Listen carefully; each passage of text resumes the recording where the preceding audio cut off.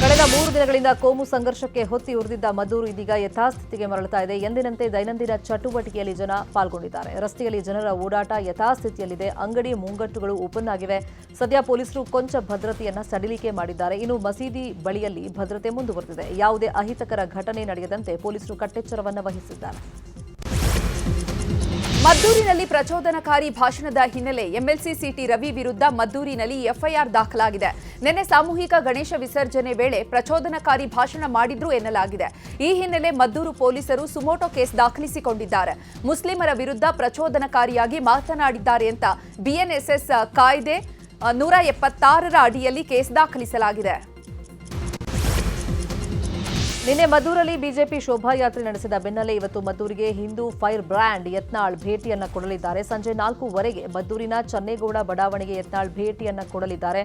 ಕಲ್ಲು ತೂರಾಟದಲ್ಲಿ ಗಾಯಗೊಂಡ ಅಜಯ್ ಮನೆಗೆ ಭೇಟಿ ನೀಡಿ ಸಾಂತ್ವನ ಹೇಳಲಿದ್ದಾರೆ. ಬುರುಡೆ ರಹಸ್ಯ ಪ್ರಕರಣದ ತನಿಖೆ ಎಸ್ಐಟಿ ಮಾಡ್ತಾ ಇದೆ. ಇನ್ನು ಬಂಗ್ಲೆಗುಡ್ಡ ಕಾಡಿನಿಂದ ಚಿನ್ನಯ್ಯ ಬುರುಡೆ ತಂದಿದ್ದ ಎನ್ನಲಾಗಿತ್ತು. ಬುರುಡೆ ಎತ್ತಿದಂತಹ ಜಾಗವನ್ನ ನಿನ್ನೆ ವಿಠಲ್ಗೌಡ ತೋರಿಸಿದ್ದಾರೆ. ಬಂಗ್ಲೆಗುಡ್ಡ ಕಾಡಿನ ಮಧ್ಯಭಾಗದಿಂದ ಬುರುಡೆಯನ್ನ ಎತ್ತಿ ತರಲಾಗಿತ್ತು. ಸದ್ಯ ನಿನ್ನೆ ಸ್ಥಳ ಮಹಜರು ಪ್ರಕ್ರಿಯೆ ನಡೆದಿದೆ. ಇನ್ನು ಬುರುಡೆಯನ್ನ ಚಿನ್ನಯ್ಯನಿಗೆ ತೋರಿಸಿದ್ದೇ ವಿಠಲಗೌಡ ಎನ್ನಲಾಗ್ತಾ ಇದೆ. ಬುರುಡೆ ಪ್ರಕರಣದ ಎಸ್ಐಟಿ ತನಿಖೆ ಮುಂದುವರೆದಿದೆ. ಈತ ಯೂಟ್ಯೂಬರ್ ಅಭಿಷೇಕ್ ಮನಾಫ್ ವಿಚಾರಣೆ ಅಂತ್ಯಗೊಂಡಿದೆ. ಇನ್ನು ಹೋರಾಟಗಾರರಾದ ಗಿರೀಶ್ ಮಟ್ಟಣ್ಣವರ್, ವಿಠಲ್ಗೌಡ, ಜಯಂತ್ ಟಿ ವಿಚಾರಣೆ ಮುಂದುವರೆದಿದೆ. ಧರ್ಮಸ್ಥಳದಲ್ಲಿ ಎಸ್ಐಟಿ ಉತ್ಖನನ ಮಾಡಿದ್ದ ಜಾಗದ ಮಣ್ಣನ್ನ ಎಫ್ಎಸ್ಎಲ್ಗೆ ಕಳುಹಿಸಲಾಗಿದೆ. ಮುಂದಿನ ವಾರದಲ್ಲಿ ಎಫ್ಎಸ್ಎಲ್ ರಿಪೋರ್ಟ್ ಎಸ್ಐಟಿ ಕೈ ಸೇರಲಿದೆ ಎನ್ನಲಾಗಿದೆ. 120ಕ್ಕೂ ಹೆಚ್ಚು ಸ್ಯಾಂಪಲ್ಗಳನ್ನು ಸೋಕೋ ಟೀಮ್ ಕಲೆ ಹಾಕಿತ್ತು. 17 ಸ್ಪಾಟ್ಗಳಲ್ಲಿ 70ಕ್ಕೂ ಹೆಚ್ಚು ಕಡೆ ಮಣ್ಣಿನ ಸ್ಯಾಂಪಲ್ ಕಲೆಕ್ಟ್ ಮಾಡಲಾಗಿದೆ. ಇನ್ನು ಮಾಸ್ಕ್ ಮ್ಯಾನ್ ತೋರಿಸಿದ ಎಲ್ಲಾ ಜಾಗದ ಮಣ್ಣುಗಳನ್ನು ಸಂಗ್ರಹ ಮಾಡಲಾಗಿತ್ತು. ಕೆಂಪು ಮಣ್ಣಿನಿಂದ ಮೂಳೆಗಳು ಕರಗಿರುವಂತಹ ಅನುಮಾನ ಇದೆ. ಈ ಹಿನ್ನೆಲೆ ಮೂಳೆ ಕರಗಿದ್ಯಾ ಅಂತ ತಿಳಿಯೋದಕ್ಕೆ ಸ್ಯಾಂಪಲ್ಸ್ ಸಂಗ್ರಹ ಮಾಡಲಾಗಿದೆ. ಆಂಧ್ರ ಡಿಸಿಎಂ ಪವನ್ ಕಲ್ಯಾಣ್ ಇವತ್ತು ಧರ್ಮಸ್ಥಳಕ್ಕೆ ಭೇಟಿ ಕೊಡಲಿದ್ದಾರೆ ಅನ್ನೋ ಮಾಹಿತಿ ಇತ್ತು. ಆದರೆ ಪ್ರವಾಸ ಬಹುತೇಕ ಡೌಟ್ ಅಂತ ಹೇಳಲಾಗ್ತಾ ಇದೆ. ಧರ್ಮಸ್ಥಳ ಪೊಲೀಸರು ದೇಗುಲದ ಆಡಳಿತ ಮಂಡಳಿಗೆ ಯಾವುದೇ ಇಂಟಿಮೇಷನ್ ಬಂದಿಲ್ಲ. ಆದರೆ ಸಂಜೆ 4 ಗಂಟೆಗೆ ಧರ್ಮಸ್ಥಳ ದೇಗುಲದ ಮುಂಭಾಗದಲ್ಲಿ ಪವನ್ ಕಲ್ಯಾಣ್ ಅಭಿಮಾನಿಗಳು ಆರತಿ ಕಾರ್ಯಕ್ರಮವನ್ನು ಹಮ್ಮಿಕೊಂಡಿದ್ದಾರೆ. ಬೆಂಗಳೂರಿನ ರಾಜಾಜಿನಗರದ 4ನೇ ಬ್ಲಾಕ್ನಲ್ಲಿ ಬೃಹತ್ ಮರ ಉರುಳಿ ಬಿದ್ದಿದೆ. ಮರ ಬಿದ್ದು 5 ಕಾರು, ಟಾಟಾ ಏಸ್ ಮತ್ತು 3-4 ಬೈಕ್ ಜಖಂಗೊಂಡಿದೆ. 2 ಮನೆಗಳ ಮೇಲೆ ಮರ ಬಿದ್ದಿರುವ ಪರಿಣಾಮ 2 ಕುಟುಂಬಗಳಿಗೆ ದಿಗ್ಬಂಧನ ವಿಧಿಸಿದಂತಾಗಿತ್ತು. ಸದ್ಯ ಅವರನ್ನು ರಕ್ಷಣೆ ಮಾಡಲಾಗಿದೆ. ಪಾಲಿಕೆ ಸಿಬ್ಬಂದಿ ಸ್ಥಳಕ್ಕಾಗಮಿಸಿ ಮರ ತೆರವು ಕಾರ್ಯಾಚರಣೆ ಮಾಡುತ್ತಿದ್ದಾರೆ. ಇತ್ತ ರಾಜಾಜಿನಗರದಲ್ಲಿ ಮರ ಬೀಳುವಂತಹ ದೃಶ್ಯ ಸಿಸಿಟಿವಿಯಲ್ಲಿ ಸೆರೆಯಾಗಿದೆ. ಭಾರೀ ಶಬ್ದದೊಂದಿಗೆ ಬೃಹತ್ ಮರ ವಾಹನಗಳ ಮೇಲೆ ಬಿದ್ದಿದೆ. ಮರ ಬಿದ್ದ ರಭಸಕ್ಕೆ ಹಲವು ವಾಹನಗಳು ಜಖಂಗೊಂಡಿದ್ದಾವೆ. ಮುಂಜಾನೆ 3:50ರ ವೇಳೆಗೆ ಘಟನೆ ಸಂಭವಿಸಿದೆ. ಮರ ಬೀಳುವಂತಹ ದೃಶ್ಯ ಸಿಸಿಟಿವಿಯಲ್ಲಿದೆ. ಇತ್ತ ಬೆಂಗಳೂರಿನ ಚಾಮರಾಜಪೇಟೆಯಲ್ಲೂ ಕೂಡ ಬೃಹತ್ ಗಾತ್ರದ ಮರ ಧರೆಗುರುಳಿದೆ. ನಿನ್ನೆ ತಡರಾತ್ರಿ 12:30ರ ಸುಮಾರಿಗೆ ಮರ ಉರುಳಿ ಬಿದ್ದಿದೆ. ಅದೃಷ್ಟವಶಾತ್ ಯಾವುದೇ ಪ್ರಾಣಹಾನಿ ಸಂಭವಿಸಿಲ್ಲ. ಸ್ಥಳಕ್ಕಾಗಮಿಸಿದ ಪಾಲಿಕೆ ಸಿಬ್ಬಂದಿ ತೆರವು ಕಾರ್ಯ ಮಾಡುತ್ತಿದ್ದಾರೆ. ಬೆಂಗಳೂರಲ್ಲಿ ನಿನ್ನೆ ತಡರಾತ್ರಿ ಭಾರೀ ಮಳೆಯಾಗಿದೆ. ನಿನ್ನೆ ರಾತ್ರಿ ಸುರಿದಂತ ಮಳೆಗೆ ವಿಲ್ಸನ್ ಗಾರ್ಡನ್ ಬಳಿ ಬೃಹತ್ ಮರವೊಂದು ಧರೆಗೆ ಉರುಳಿದೆ. ಬೃಹತ್ ಗಾತ್ರದ ತೆಂಗಿನ ಮರ ಧರೆಗೆ ಉರುಳಿದೆ.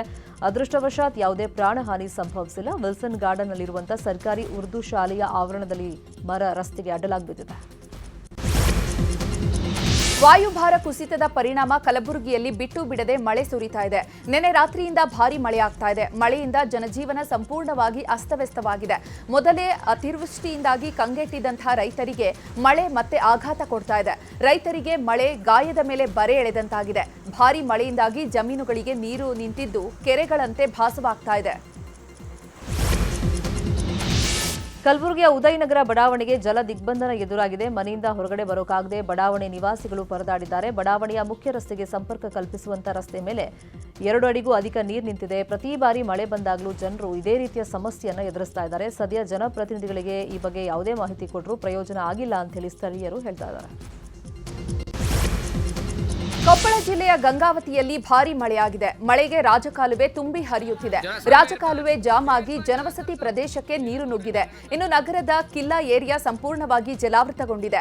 ಇದೀಗ ಸರಿಯಾಗಿ ಚರಂಡಿ ನಿರ್ವಹಣೆ ಮಾಡದ ನಗರಸಭೆ ಅಧಿಕಾರಿಗಳ ವಿರುದ್ಧ ಸ್ಥಳೀಯರು ಆಕ್ರೋಶ ವ್ಯಕ್ತಪಡಿಸಿದ್ದಾರೆ. ಯಾದಗಿರಿ ಜಿಲ್ಲೆಯಾದ್ಯಂತ ರಾತ್ರಿಯಿಡೀ ಧಾರಾಕಾರ ಮಳೆ ಸುರಿದಿದೆ. ರಾತ್ರಿಯಿಡೀ ಸುರಿದ ಮಳೆಗೆ ಜನಜೀವನ ಸಂಪೂರ್ಣವಾಗಿ ಅಸ್ತವ್ಯಸ್ತವಾಗಿದೆ. ಇನ್ನು ಯರಗೋಳ ಬಾಚವಾರ ಗ್ರಾಮದ 2 ಸೇತುವೆ ಜಲಾವೃತವಾಗಿದೆ.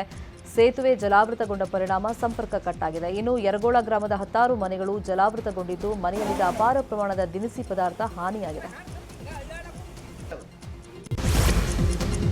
ಕನಕಪುರದಲ್ಲಿ ಬೆಂಗಳೂರು ದಕ್ಷಿಣ ಜಿಲ್ಲೆಯ ಜಿಲ್ಲಾ ಮಟ್ಟದ ಕ್ರೀಡಾಕೂಟ ಆಯೋಜನೆ ಮಾಡಲಾಗಿದೆ. ಇತ್ತ ಮಾಗಡಿಯಿಂದ ಕನಕಪುರಕ್ಕೆ ಗೂಡ್ಸ್ ವಾಹನದಲ್ಲಿ ಮಕ್ಕಳನ್ನ ಕರ್ಕೊಂಡು ಹೋಗಲಾಗಿದೆ. ಸುಮಾರು 70 ಕಿಲೋಮೀಟರ್ ದೂರಕ್ಕೆ ಗೂಡ್ಸ್ ವಾಹನದಲ್ಲಿ ಮಕ್ಕಳನ್ನ ಕರ್ಕೊಂಡು ಹೋಗಿದ್ದಾರೆ. ಶಿಕ್ಷಕರ ನಡೆಗೆ ಪೋಷಕರು ಅಸಮಾಧಾನವನ್ನು ವ್ಯಕ್ತಪಡಿಸಿದ್ದಾರೆ. ಕೆಎಸ್ಆರ್ಟಿಸಿ ಬಸ್ನ ವ್ಯವಸ್ಥೆಯನ್ನ ಕಂಡು ಪ್ರಯಾಣಿಕರು ಹೌಹಾರಿ ಹೋಗಿದ್ದಾರೆ.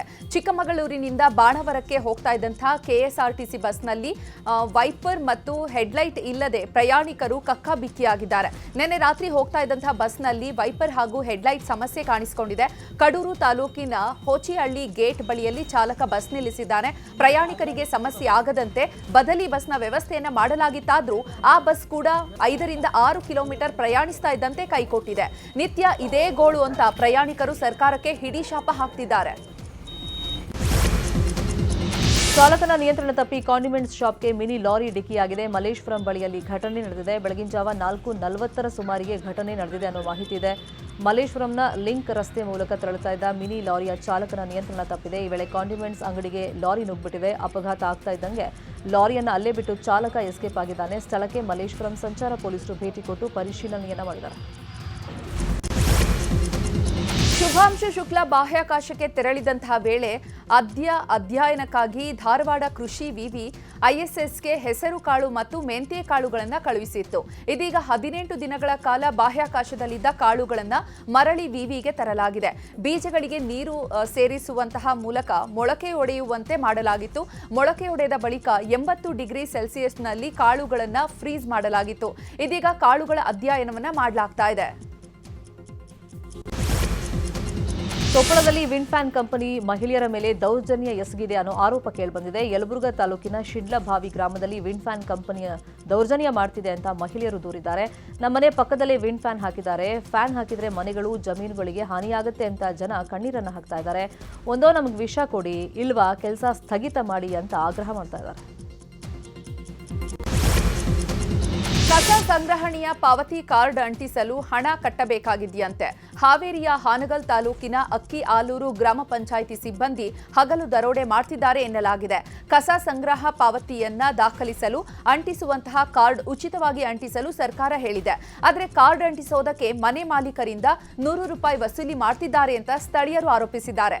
ಇನ್ನು ಕಚೇರಿಯಲ್ಲೇ ಸಿಬ್ಬಂದಿಯನ್ನ ಸ್ಥಳೀಯರು ತರಾಟೆಗೆ ತೆಗೆದುಕೊಂಡಿದ್ದಾರೆ.